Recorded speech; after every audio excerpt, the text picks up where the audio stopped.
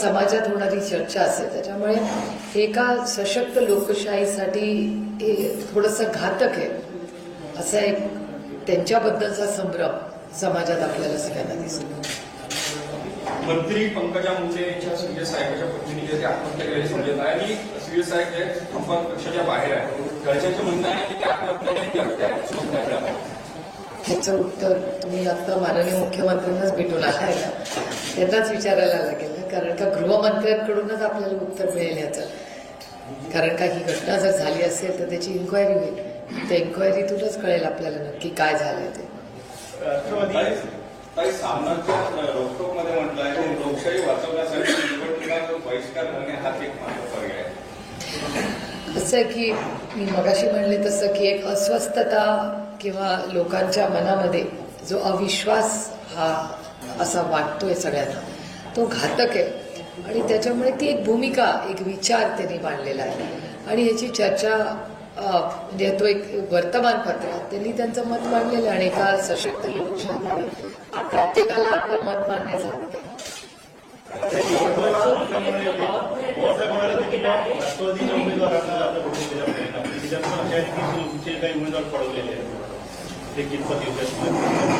नाही योग्य काय, अर्थातच अयोग्य आहे ना कोणीही करणं. म्हणजे आम्ही काही गोष्टी ह्या देशामध्ये म्हणजे जर लोकशाहीवर विश्वास असेल आणि लोकशाही जगावी टिकावी ही आपली नैतिक भूमिका जर असेल तर अर्थातच ते अयोग्यच आहे ना. आणि मला असं वाटतं की ह्या घटना ह्या लोकशाहीमध्ये ही जी नवीन ट्रेंड जो आलेला आहे अतिशय दुर्दैवी आहे आणि हे सस्टेनेबल मॉडेल नाही आहे.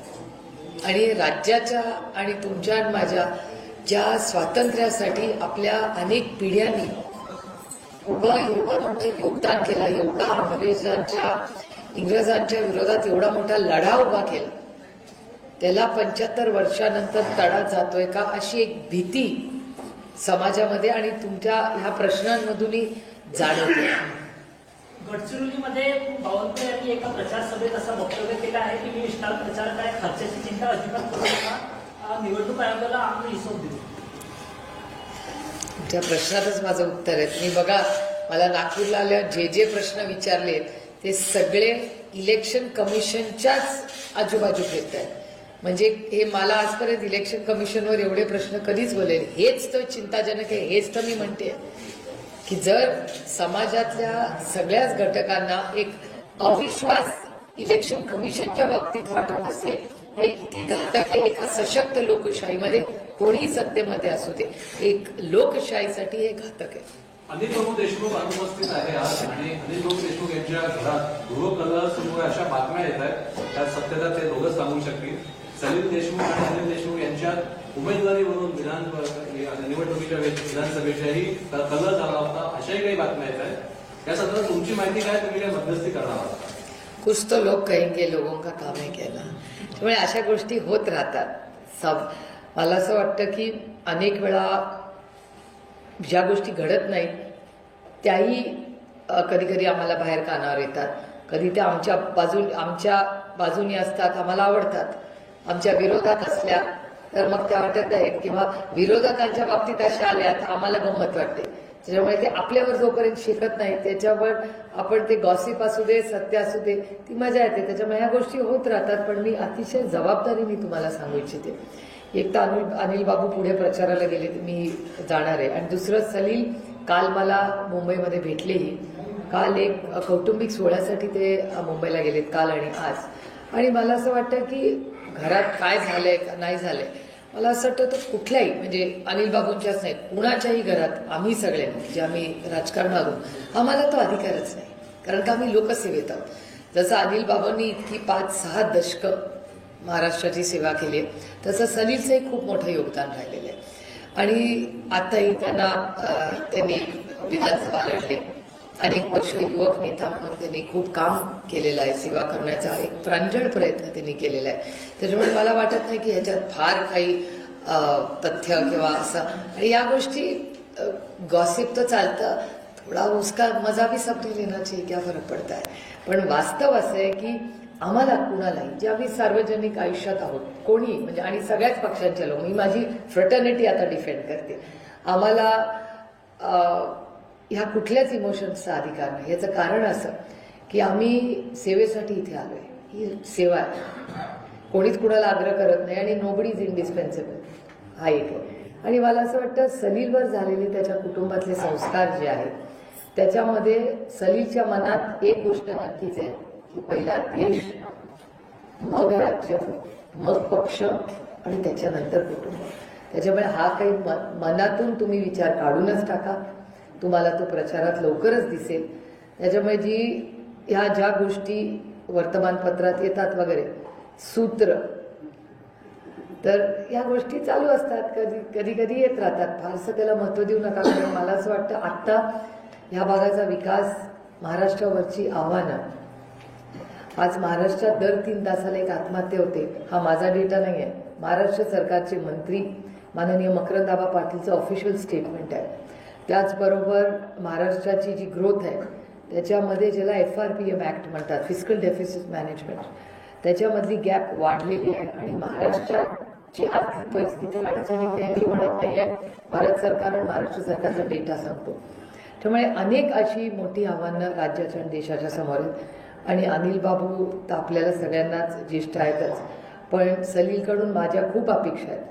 त्याच्यामुळे हे सगळं गॉसिप छोड दो, काम पे लग जाओ. याला जोडून असं आहे की यापूर्वी जेव्हा 2 चक्र पडली पक्षाला, 2 तुकडे तुमच्या पक्षाचे झाले, तेव्हा सलील देशमुख झाले नाही, आमच्या पक्षाचे केले. तर तेव्हा सलील देशमुख काही गेले नाही तिकडे. अजित पवार आणि सलील देशमुखांचे अत्यंत जवळचे संबंध आहेत. ते आजारी होते, त्यांना दवाखान्यात व्हायलाही आले होते, तेव्हाही सलील देशमुख गेले नाही. त्यामुळे आता सलील देशमुख कुठेही जाणार नाही, याच्यावर तुमचं काय मत आहे? तुम्ही जायचं का बघा, जायचा प्रश्न येतच नाही एकतर. आणि कौटुंबिक संबंध आहे. तुम्ही मला म्हणलं की अजित पवार सलील देशमुखांना विचारले, तो प्रश्न मी तुम्हाला फ्लिप करते. मी किती वेळा भुजबळ साहेबांना बघायला गेले. माझे आणि भुजबळ साहेबांचे कौटुंबिक संबंध फक्त हॉस्पिटल पुरतं नाही आहेत.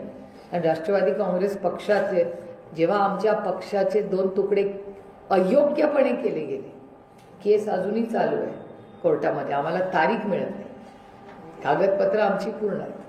त्याच्यामुळे ह्या सगळ्या प्रक्रियेमध्ये एक दुर्दैव आहे की महाराष्ट्राचं राजकारण ह्या थराला गेलंय की एकीकडे आम्ही आलोय राजकारणात कोर्टाची पायरी चढायला नाही, आम्ही तुमच्या आयुष्यात एक चांगला बदल आणि एक चांगली पॉलिसी करण्यासाठी आलोय. हे दुर्दैव आहे की आम्हाला आता कोर्ट कचऱ्या करायला लागतात. जो वेळ आम्ही लोकसेवेत घालवण्यासाठी आम्ही निवडून आलोय, हे दुर्दैव आहे की आम्हाला त्यातला काहीसा वेळ आम्हाला कोर्टात घालवावा लागतो. हे दुर्दैव आहे आमचं आणि हा अन्याय आमच्यावर. काही तुम्ही राजकारणाची पातळी आता बोलले, तर भाजपचे जे सत्तेसाठी इन्स्टंट थेअरी आहे सध्या सुरू आहे, जसं पालघरमध्ये 16 एप्रिल 2022ला 2 साधूंची निर्गुण हत्या झाली, त्याच्या मुख्य आरोपीलाच ह्याच्या भाजपमध्ये घेण्यात आलं होतं, काशीनाथ चौधरी. हो, काशीनाथ 3000 समर्थकांना. त्याच्यानंतर माध्यमांमध्ये टीका झाल्यानंतर 24 तासात रवींद्र चव्हाणने त्याला हे केलं. पण दुसरं आहे नाशिकचं ते बडगुजर, जे दाऊदच्या साथीदारासोबत नाचताना दिसले. भाजपचा स्थानिक आमदारांचा विरोध असतानाही बडगुजरांना सत्तेत घेण्यात आलं. तुम्ही ह्याच्याकडे कसं बघता? मला तुम्हाला खरं सांगू, मी खूप प्रांजळपणे म्हणते की माझे भारतीय जनता पक्षाबरोबर राजकीय मतभेद आहेत, माझे मतभेद आहेत. आणि याचं कारण असं की मी भारतीय जनता पक्षाला एक अतिशय सुसंस्कृत पक्ष म्हणून अनेक वर्ष दिल्लीत पाहिले. अटलजींपासून, म्हणजे मी पाहिलेले नेते, त्याच्या आधीचं मी बोलू शकत नाही, पण अटलजी असतील, माननीय अडवाणीजी असतील, सुषमाजी ज्यांना मी गुरु मानते, हे मी पहिल्यांदा मी अनेक वेळा म्हणले की सुषमा स्वराजांना मी गुरुस्थानी पार्लमेंटमध्ये ठेवले, कारण ते एक अतिशय उत्तम पार्लमेंटमध्ये संसदपट्टू म्हणून आम्ही त्यांच्याकडे पाहिलेलं आहे. ज्या पद्धतीने त्या भाषण करायच्या, म्हणजे कुठली सीमा ओलांडण्याची नाही आणि कुठपर्यंत भाषण करताना विरोधकांनी गेलं पाहिजे, त्याची जी सीमा होती ती आम्ही सुषमाजींकडून शिकलो. आणि त्याच्यामुळे अरुण जेटली साहेब, मी अनेक की जेटली साहेबांचं भाषण असलं की आम्ही जाऊन बॅल्कनीतून बघायचो की आज जेटली साहेब काय बोलणार. आणि अनेक वर्ष, म्हणजे मी पुण्यात प्रकाश जावडेकर साहेब असतील, तुम्ही त्यांना जावडेकर साहेबांना स्पोक्स पर्सन म्हणून अनेक वर्ष पाहिलं. त्यामुळे तो एक काळ होता. म्हणजे मला विचाराल तर सत्ता जरी भारतीय जनता पक्षाकडे असेल, पण भारतीय जनता पक्षाचा सुसंस्कृत गोल्डन पिरियड हा ह्या सगळ्या नेत्यांच्या मनात अप्रतिम. असं वाटायचं आमच्यावर टीका करायचे ते, पण आम्हाला वाटायचं नाही तुम्ही बोलत राहा, आम्हाला ऐकायचंय, अजून ऐकायचं. ठीक आहे ना, आमच्या मध्ये जर कमतरता असेल आमच्या सरकारमध्ये, ऐकू तर दे. आणि अप्रतिम एखाद्या बिलवर, एखाद्या विषयावर अप्रतिमपणे पण सुसंस्कृतपणे मर्यादा ठेवा आणि गंमत अशी या प्रश्नाचं सगळं उत्तर आहे.